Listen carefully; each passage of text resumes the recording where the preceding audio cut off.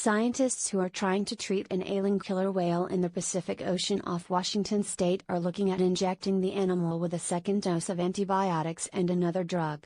For the past few weeks, the endangered female killer whale, called J50, has been at the center of an international rescue effort. She was last spotted Friday. A veterinarian was able to dart J50 with a broad-spectrum antibiotic on August 9.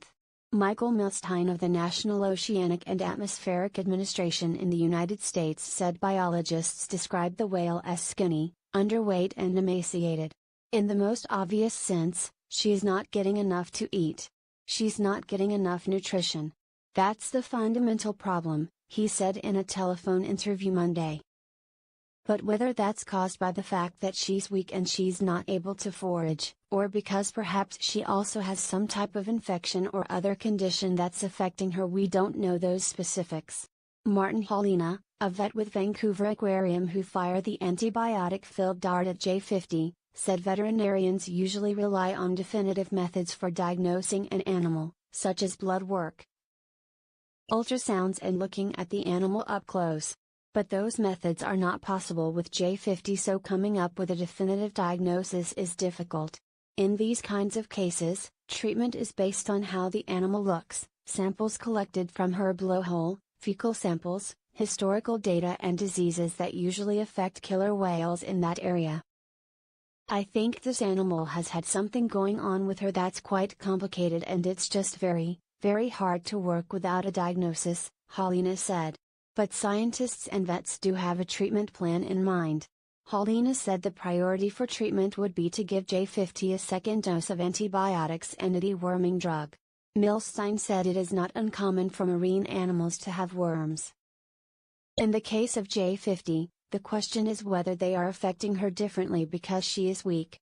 The plan this time, he said, is to use a collar needle, which is a type of dart that has a small ridge around the needle so it's embedded in the animal long enough to deliver a full dose before it falls out.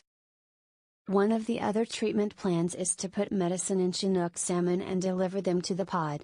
The method was tried once before but J50 didn't eat the fish. Haulina said capturing J50 and treating her before releasing her hasn't been ruled out. Certainly, resources for something like that have been identified, he said. If she's stranded on the beach, lagging way behind on the group for a long period of time or had a very serious decline, something like that would be talked about. In 2002 an orphan northern resident killer whale known as Springer was captured and moved. The 2-year-old was found in Puget Sound near Seattle, ailing and separated from her pod. J50 is part of the endangered southern resident population, which has just 75 members remaining. The silver lining to all the attention being paid to J50, Milstein said, is that people are becoming more aware of the problems whales face. It's very disconcerting, he said. And that's something where there's not an easy fix for it. Editor's note: an earlier version of this story based on information from the National Oceanic and Atmospheric Administration said J50 was last seen on August 19. This story reflects the correction.